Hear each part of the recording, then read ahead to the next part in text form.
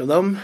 We are continuing our learning of Sefer Melachim Aleph, and we are up to Perek Tes Zayin.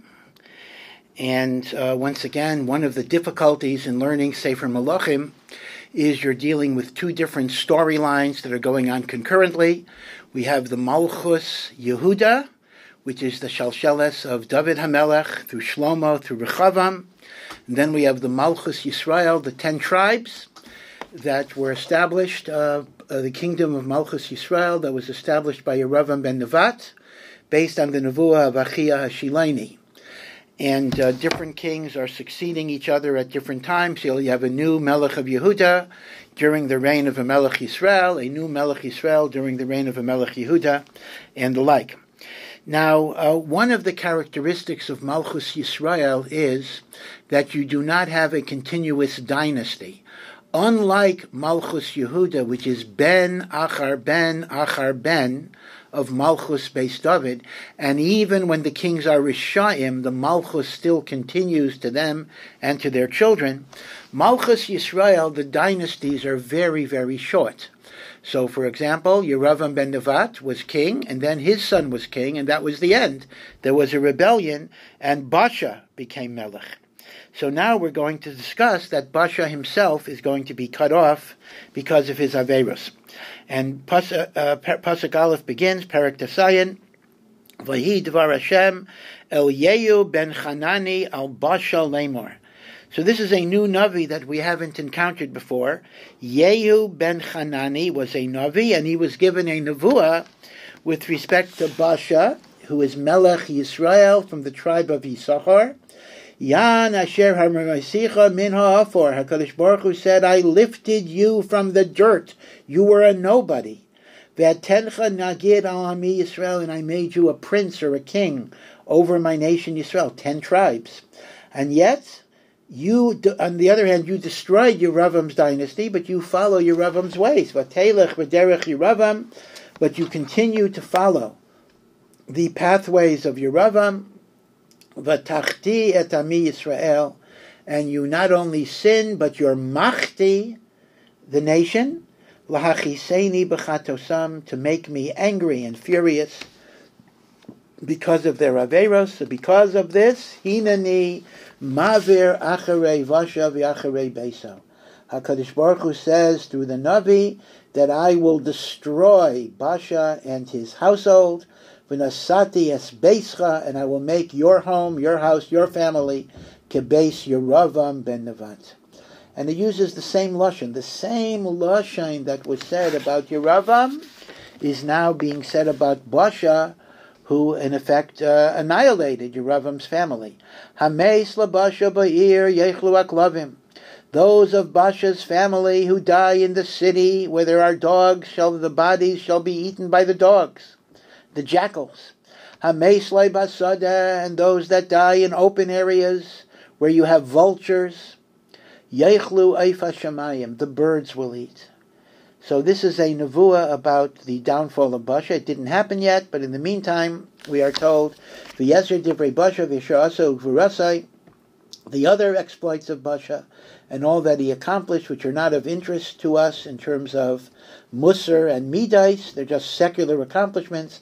Halohem Kesuvim al Sefer Divrei Hayamim L'Malchei Yisrael. Remember, there was a secular book, which we do not have. It was not Kadosh, it was not in Tanakh. It is called Divrei Hayamim, not to be confused with the Divrei Hayamim that was written by Ezra, which is part of the Kisvei HaKodesh.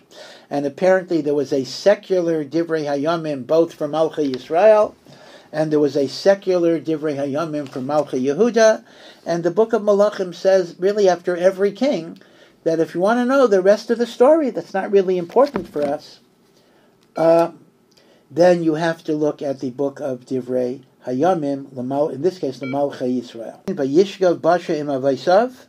Basha died, v'yikaver b'Tirza. He was buried in Tirza. Tirza was the initial capital of the 10 tribes. We will see later that it moved to Shomron. Vayimloch Elah b'nai Tachtav, and Basha was succeeded by Elah, his son. And here too we have a negative prophecy. V'gam biyad Yehu ben Chanani Anavi Devar Hashem Hayal Basha v'al Beisai. There had been a prophecy through Yehu ben Chanani about Basha and his bias, al kol hara asher asa, and all of the evil that he did, b'yeinei Hashem, lahachisai b'maisei yadav lios k'beish Ravam v'al asher hika oso, and therefore he will be smitten. And now we're going to be told what the story is. In other words, we know this nevuah. Basha apparently died of natural causes, but the nevuah is going to be fulfilled in the time of Basha's son, that is Elah. And now we're going to discuss how this happened. Bishnas Esrim v'shei shana li'asa melech Yehuda. This was the 26th year of Asa melech Yehuda. You will remember Asa is a righteous king of Yehuda, and he has a very long reign. He's going to be reigning for 41 years. So in the 26th year of his reign, Malach Elah ben Basha al Yisrael b'tirza shenasayim. So Elah, the son of Basha, is now the Melech Yisrael in the capital of Tirza, and he rules for 2 years. And the first 2 years, everything was fine. But then what happened was, and this is the fulfillment of Yehu ben Hanani's nevuah, Vayikshar alav avdai Zimri sar machzis harechev, that his own servant, Zimri, who was considered to be the officer in charge of half of the chariots, meaning apparently there were 2 heads of the chariots, and Zimri organized a rebellion. V'hu b'tirza sheiseh shikor beis arza asher alabayis b'tirza, and Elah was simply sitting in Tirza getting drunk at a party. Vayavai Zimri v'yakeyu, and Zimri came and killed him. Vayimiseyu, and this already is Bishnas Esrim v'Sheva li'asa melech Yehuda. This was the 27th year of Asa melech Yehuda. Vayimlech tachtav, and Zimri became king. So this is already a new dynasty. So you had Yeravam and his son, then you had Basha and his son, then you have Zimri. Vayihi b'mocho, when Zimri became king, kishiftai al kisai, when he sat on the throne, hika eskol beis Basha.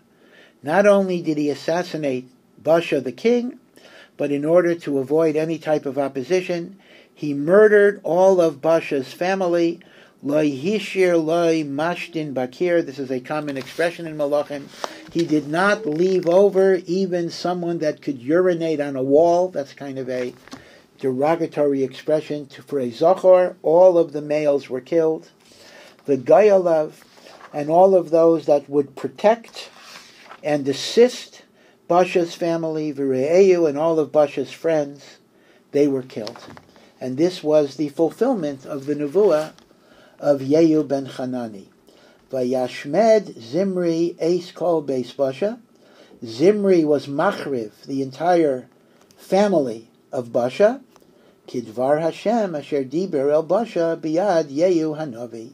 Exactly as the prophecy that was given to Yehu ben Hanani regarding Basha. And again, it repeats, because this is the mussar that we have to take. El kol chatois Basha v'chatois Elah b'nai. And this is because of the many sins of Basha and the sins of Elah, his son. Asher chatu, and it emphasizes not only did they sin, but v'asher hechtiu es Yisrael. They were gairim that other Jews would sin with avodah zarah. Lahachis es Hashem Elokei Yisrael, to bring anger on HaKadosh Baruch Hu, b'havleim, with all of their hevel, all of their emptiness, all of their futility. And again, the Yeser Divrei Elah, the remainder of whatever Elah did, v'chol asher asa, halohim kesuvim, once again, al sefer Divrei Hayamim L'Malchei Yisrael. Again, that's the secular book that we don't have. That gives you the other history of whatever political decisions that he might have made. Now Asa is still ruling, right? Asa is going to rule for 41 years, and we're only in year 27. So now, Bishnas Esrim V'Sheva Shana Li'asa Melech Yehuda, the 27th year of Asa Melech Yehuda, Malach Zimri Shivas Yamim B'Tirza. So now we're told a very fascinating thing. Until this point, we were not told how long Zimri ruled. Now, Zimri did a lot of stuff in his reign. He killed Basha, and he killed all of the family, and he killed all of the relatives, and all of the friends, and all of the supporters. So how long did he rule? So we are told he only ruled Shivas Yamim B'Tirza. He only ruled for 7 days. So Zimri has the shortest reign in Jewish history. He was only a melech for 1 week. V'ya'am chonim al givson asher la plishtim. And what happened was that for that week, the people were waging war against the Philistines, who had taken over a town called Givson. Vayishma ha'am ha'chonim lemar kashar Zimri v'gam hiku as hamelech. And when people heard that Zimri was rebelling and killed the king, so interestingly enough, they turned against Zimri because they didn't like an assassin. So when they heard that Zimri had killed the king and the king's family, so after a week, they were mamlech, a general of Elah, and that was Omri, Sar Tzval Yisrael, B'yum Machana, Vayala Omri v'chol Yisrael imay migivton, and Omri took his army from Givton, v'yatzur al Tirza, and they besieged Tirza, which was the capital where Zimri was ruling. Vayehi kiros Zimri kinol kedah ha'ir. When Zimri saw that Tirza was being conquered by Omri, who wants to depose Zimri, vayavay el armain beis hamelech, he locked himself up into the king's palace. He thought he was protected. Vayisreif olav es beis melech b'eish, and they burnt the palace. Vayama. So it's not entirely clear here. There's really a machlokas how to learn. Some say that Zimri essentially committed suicide. Zimri did not want to fall into the hands of Omri, so Zimri locked himself into the palace, and Zimri set the palace on fire, which would make it a suicide. Again, these are not tzaddikim, so the fact that they're doing averos doesn't really make a difference. That's not really a kasha. But I see that the Mitzudas David learns, Vayisraf Olav is Omri Saraf al Zimri. That Zimri thought he would be protected. Omri set the whole building on fire. Now what's interesting is, apparently, Zimri was not alone in the palace. There would be maybe hundreds of people in the palace. But Omri didn't care about that. So Omri sets the whole building on fire in order to get Zimri. And once again, Zimri only ruled for 1 week. Al chatosav asher chato lasas rabbeinu Hashem lolechas b'derech rabim chatas asher asel hachti es Yisrael.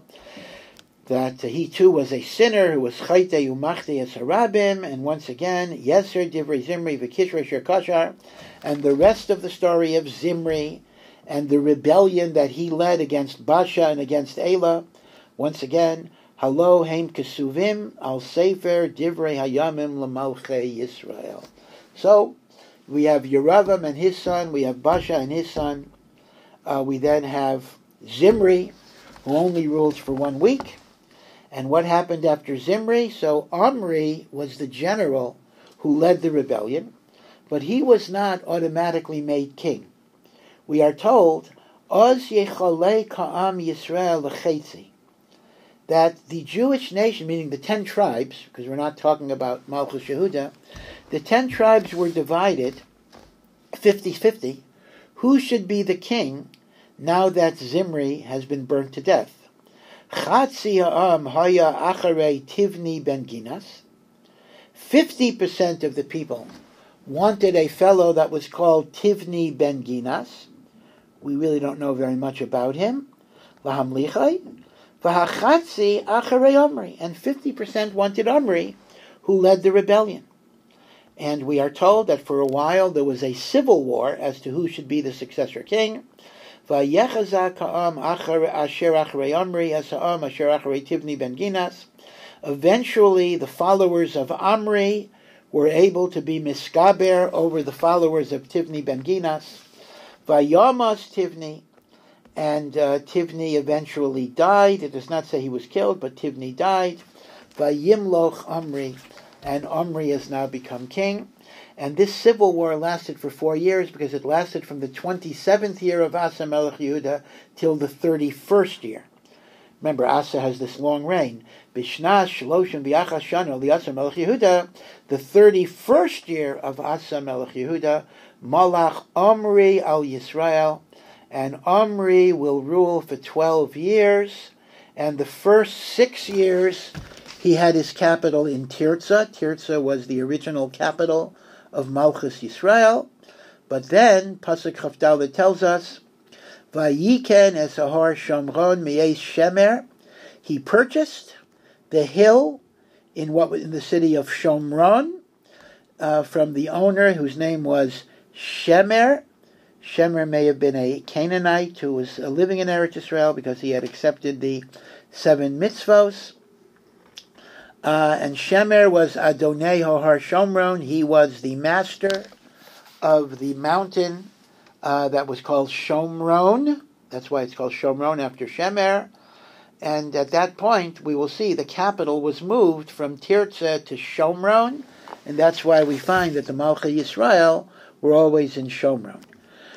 Once again, it's getting almost boring. The same story about what type of king was he. Vayas Omri hara b'yeinei Hashem. Omri did evil in the eyes of God. And not only that, Vayara mikar l'asher lefanav. He was a bigger Rasha than everybody who came before him. Vayelech b'chol derech Yeravam ben Nevat, and he followed the ways of Yeravam ben Nevat, u'b'chatasai, and his sin. And it always says, Asher hechti is Yisrael, that not only was he a chayte, but also a machti. Lahachis as Hashem Elokei Yisrael b'havleim, to get Hashem angry with the hevel, with the futility and the vanity of idols. Again, there are kashas here that I don't have a mahalach for, and that is, we find that sometimes the kings were bad and Hashem cut them off after a year, after 2 years, after a week. And then we're told Omri was a bigger Rasha than all of the kings that came before, and yet he is given a malchus of 12 years. So it's hard to understand, why would Omri be given so much time when the melachim who were not as bad as him, they were given less time? So that's a bit of a sorachian. But Omri was a melech for 12 years, and once again, v'yeser divrei Omri sherasa, gvurasa sherasa, and all of the exploits of Omri, halohem kesuvim, al sefer divrei hayamim, l'malchei Yisrael, vayishgav Omri yem avaisav, Omri died, vayikaver b'Shomron, and now he was buried in the new capital, no longer Tirzah, but in Shomron. And the son of Omri is a very famous evil king, Vayimloch Achav b'nei Tachtav. So the king who rules after Omri's 12 years is Achav. And once again, Asa is still Melech, V'Achav ben Omri, Malach al Yisrael, Bishas Shloshim u'shmona shana liyasa melech Yehuda. So at this time, we're towards the end of Asa's reign, the 38th year of Asa's reign. Remember, he's going to rule for 41 years. Achav becomes king. Vayimloch Achav ben Omri al Yisrael b'Shomron. Achav, the son of Omri, is the melech of the 10 tribes, and his capital is in Shomron. Esrim u'shtayim shana. Again, Achav was a very big Rasha, but he has a 22-year reign. And here it says once again, Vayas Achav ben Omri hara b'yeinei Hashem. Achav, the son of Omri, does evil in the eyes of God, Mikhail asher lefanav, worse than everybody before, and yet he is given a 22-year reign. Vayehi hanokol lechtai b'chatas Yeravam ben Nevat. The fact that he followed the sins of Yeravam, that was the least Avera that he did. Meaning, he did so many Averas that were so bad that simply following the ways of Yeravam was the least thing that he did. And now we are told as well that his wife was very, very involved in his rule, and she was even a bigger Rasha than him. Vayikach Isha es Izevel bas es Baal melech Sidainim. This is Jezebel. He married Izevel, who was the daughter of Esbaal, who was the king of the Phoenicians. So it's interesting that the pashtus of the pasuk was that Izebel was not Jewish. She certainly was born a non-Jew. Did she undergo a gerus? Well, the truth of the matter is, it would be very difficult to assume that Izebel had a valid gerus. Would there be Kabbalah's mitzvah? She was an Ovedes Avodah Zarah. I mean, even the Rambam that says by Bas Parei that Shlomo was Megayer his wives, the assumption was at the time of the gerus, the Beis Din thought there was a Kabbalah's mitzvah, even if later they backslid. But by Izebel, it's not talking there ever was a Kabbalah's mitzvah. But nevertheless, he married Izebel. Vayokam Mizbeach LeBaal, and Achav also built a Mizbeach to the Baal. That's a Canaanite god. Beis HaBaal, it was a palace to the Baal. Asher Bana B'Shomron, that he built in his capital. Vayas Achav es Asherah, and Achav planted trees of Avodah Zarah called Asherah. Vayosef Achav lasis lachas Hashem lokei Yisrael mikol malchei Yisrael shel lefanav, and Achav angered Hashem more than all of the kings that came before him, which is a pretty hard act to follow. And then finally it gives us another thing that's not directly connected to Achav, but it mentions another Aveira.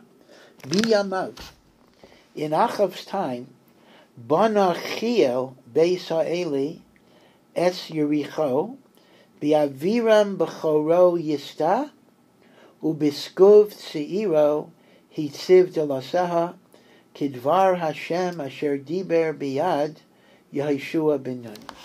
So here we have to go back a little bit and remember Sefer Yoshua. The very first city that Am Yisrael conquered in Canaan was Yericho. It was conquered by Derech Nes. The walls of Yericho fell down, and Yericho was destroyed. And there was a commandment that Yericho can never be rebuilt again. And any person who tries to rebuild Yericho will start building it by losing his oldest child, his oldest son. And when he finishes the building, he will lose his youngest son, meaning his children will all die in the course of that construction. We are told here that there was a man, Chiel, from the town of Beisel, and he decided he was going to build Yericho, maybe make a hotel, make a resort out of it. And indeed, the nevuah of Yehoshua ben Nun was fulfilled. He laid the foundation of Yericho through the death of Aviram, his oldest son. And when he finally put up the doors to the walls, which are the final stage of construction, he lost his youngest son, which means he lost all of his children in the middle. And this was exactly what HaKadosh Baruch Hu told Yehoshua ben Nun, who told Yisrael. It's an amazing thing that a person knows of this curse, but not only knows of this curse, but actually begins to experience it. Why doesn't a person stop? You keep on building and building and building, and every time the building goes further, you lose another child. Why don't you stop? Are you crazy? You see the nevuah is true. But tragically, we see that this is the idea of kavod. Chiel wanted to do something that nobody else ever thought they could do. He would have this magnificent Yericho be rebuilt, something that for hundreds of years nobody even dared to do, for more than 400 years. And kavod can be such a negative driving force that, God forbid, even if a person loses his children, he keeps on going. As a matter of halacha, people do raise the question, what about Yericho today? All right, Lamaisa, Yericho is not a Jewish city, but Lamaisa, there is Jewish construction in Yericho. So many Meforshim obviously assume, many Paiskim assume, that the city of Yericho Bisman Hazeh is not on the same site as the city in the time of Yoshua. Mimela, it's not nichlal in the prohibition of rebuilding. Okay, uncut.